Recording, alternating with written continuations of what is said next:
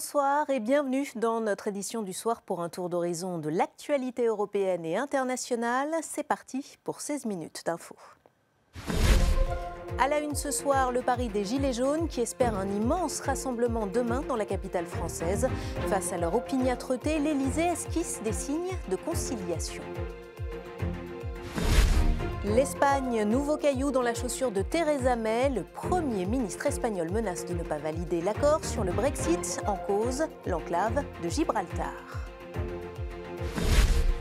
Appel à témoins relancé dans l'affaire Skripal. La police britannique a diffusé de nouvelles images des suspects pour tenter de faire avancer l'enquête dans cette affaire qui empoisonne les relations entre Londres et Moscou.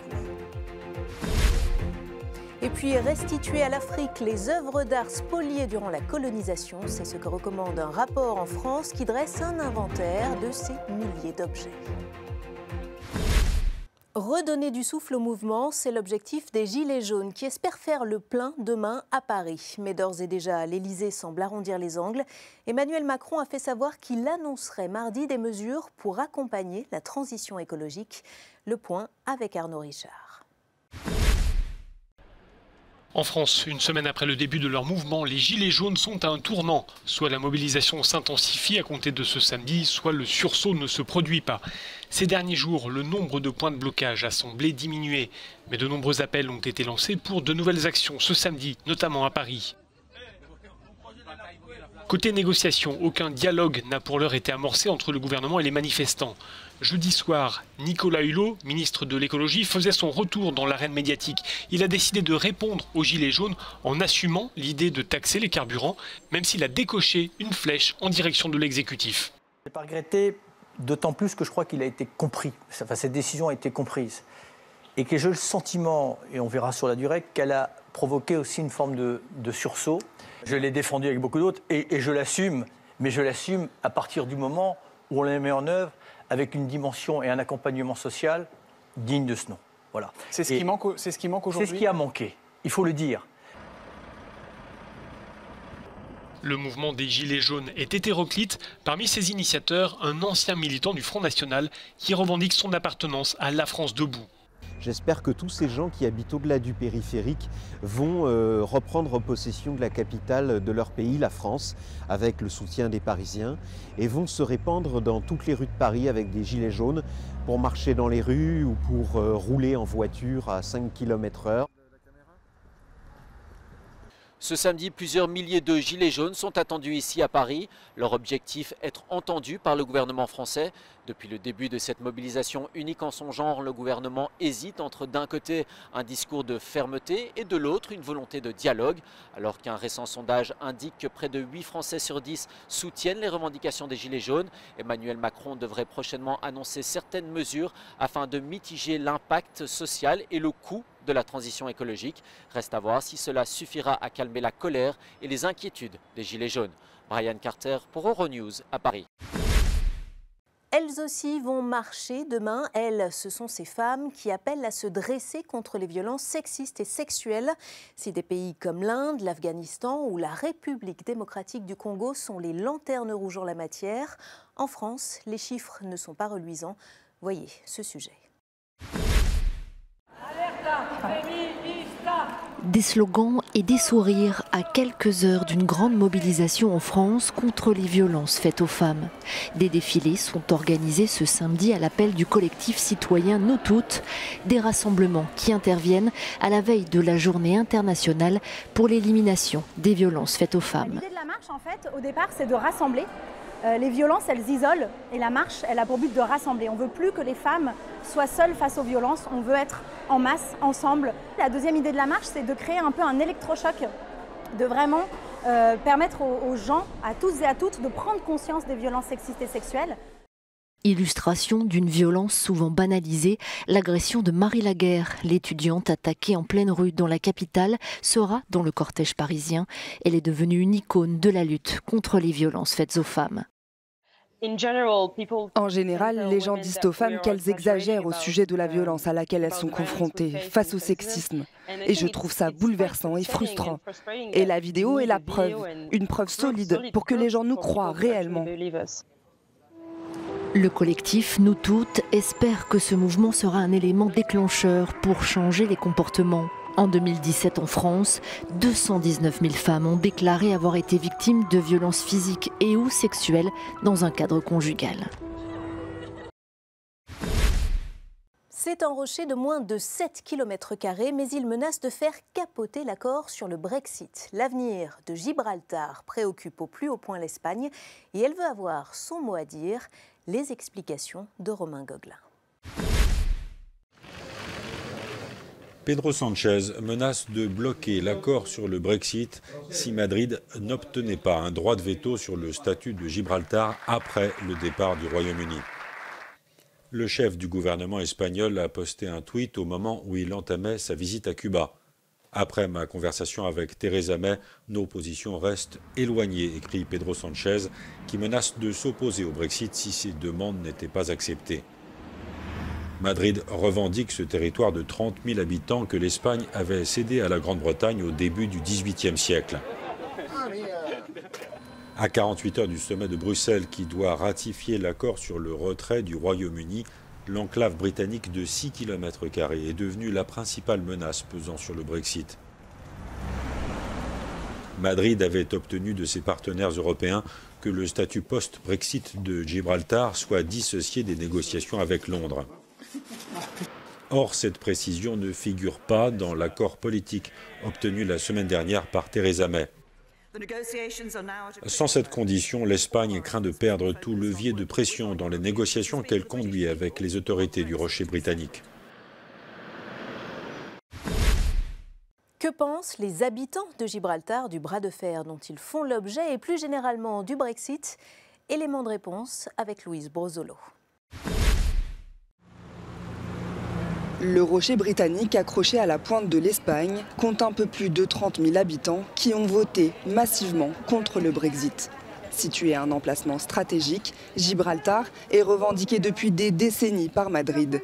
Mais l'enclave est britannique depuis 1704 et ses habitants comptent bien le rester. Nous sommes habitués à ce genre de choses de la part des gouvernements précédents en Espagne. Ce n'est pas une surprise. Nous savions qu'il allait se passer quelque chose à la dernière minute, qu'ils essaieraient quelque chose. Nous sommes heureux que Theresa May semble nous soutenir jusqu'au bout. Nous n'avons rien à voir avec l'Espagne. Ils peuvent revendiquer tant qu'ils veulent.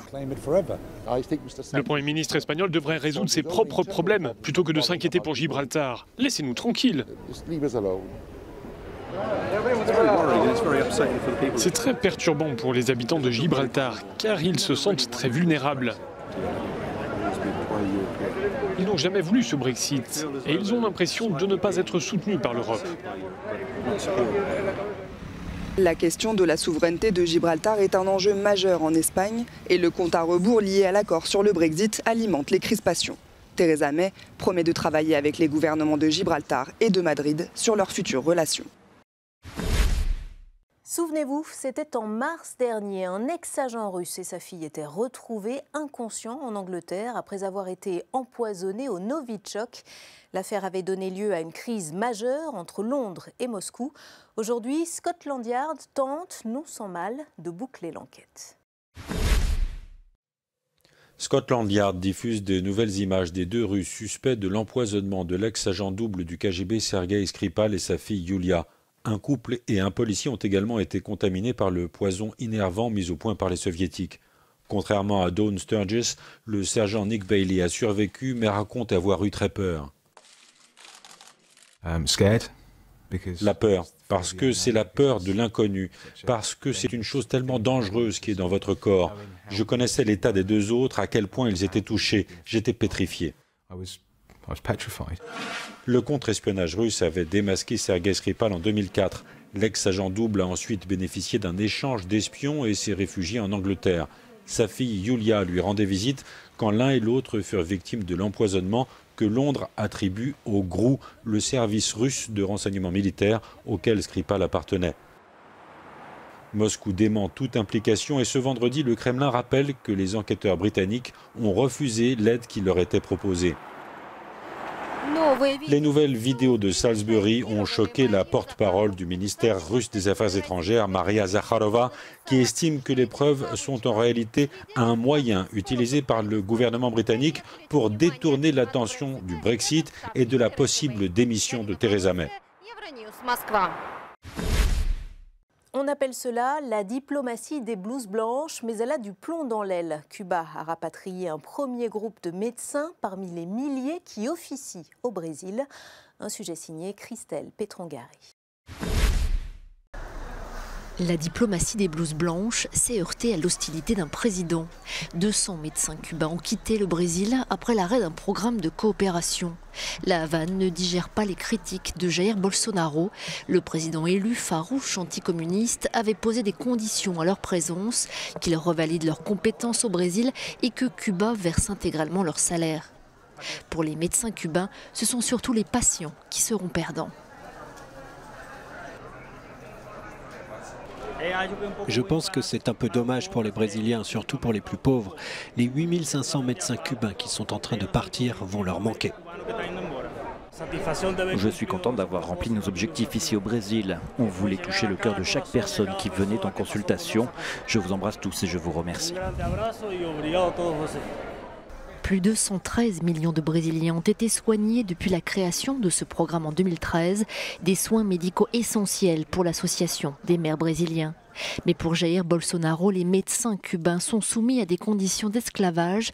Cuba ne verse en effet que 30% de leur salaire et ils ne peuvent faire venir leur famille. Les médecins et ambulanciers cubains travaillent aujourd'hui dans 67 pays. Le programme Plus de médecins est né après la révolution cubaine. C'est la principale source de revenus de l'île, un peu plus de 9 milliards d'euros par an. C'est bien plus que les revenus du tourisme. Mandatés par Emmanuel Macron, des experts ont rendu un rapport sur une question très sensible, celle des œuvres d'art africaines que s'est appropriée la France pendant la colonisation. Ils posent la question de leur restitution. Les explications de Maxime Bios-Duplan. Rendre l'art africain à l'Afrique. Un projet louable, mais ô combien complexe et sensible. Un rapport d'experts sur la question devait être rendu au président français ce vendredi soir. La France va-t-elle montrer l'exemple? Emmanuel Macron s'y est engagé il y a 1 an exactement au Burkina Faso. Je veux que d'ici 5 ans, les conditions soient réunies pour des restitutions temporaires ou définitives du patrimoine africain en Afrique. L'attente de l'autre côté de la Méditerranée est immense. Dès la fin du 19e siècle et la colonisation de l'Afrique, ce sont des millions d'œuvres d'art qui ont été pillées, emportées et éparpillées en Europe. Au Bénin, par exemple, certains imaginent déjà de belles opportunités. Restituer les biens, ce n'est pas une question de victoire pour quelqu'un, échec pour d'autres, parce que dans tous les cas, ce n'est pas une bataille. Le Bénin a besoin de ces biens pour renforcer son économie nationale et pour donner de l'emploi aussi aux gestionnaires du patrimoine culturel. Seulement voilà, en France, les collections nationales d'art sont rigoureusement protégées par le Code du patrimoine.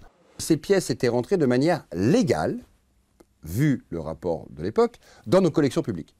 Et vous savez qu'à partir du moment où des pièces sont rentrées d'une manière légale dans les collections publiques, elles sont inaliénables. Elles ne peuvent pas repartir à un soi-disant propriétaire qui, pour ces musées, n'existe pas. Le rapport préconise justement un changement du Code du patrimoine. Jusqu'à 90% du patrimoine artistique africain se trouverait aujourd'hui en Europe, en France, en Grande-Bretagne, en Allemagne, en Belgique. Tout rendre, c'est bien sûr une utopie, mais rien qu'au musée du Quai Branly, 46 000 œuvres pourraient devoir être restituées. Un détour par Mars pour terminer, ou plutôt par le Royaume-Uni, où l'on fabrique l'astromobile qui partira en quête de traces de vie sur la planète rouge. Voyez plutôt.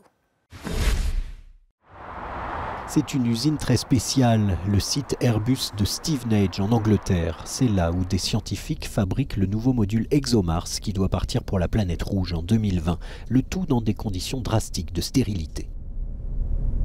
Il y a eu beaucoup de difficultés successives pour obtenir des outils très propres, tous les équipements de soutien au sol, et cette installation est également conçue pour que tous les ingénieurs électroniciens puissent travailler sur le module sans avoir à pénétrer dans la salle stérilisée.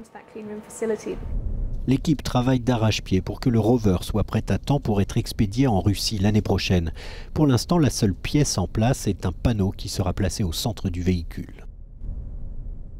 C'est ici que tout est assemblé, dans cette salle spécialement conçue pour la mission ExoMars. Et s'il y a de la vie sur Mars, j'espère que nous la trouverons avec cette mission. ExoMars sera la première mission à forer jusqu'à 2 mètres sous la surface martienne pour prélever des échantillons. La vie a-t-elle réellement existé sur Mars? Réponse, si tout va bien, dans moins de 3 ans. ExoMars sera de retour sur Terre en 2021. C'est la fin de cette édition d'Euronews Soir. Merci à vous qui nous avez accompagnés. Pour retrouver toute l'actualité, rendez-vous sur notre site internet. Très belle soirée à tous.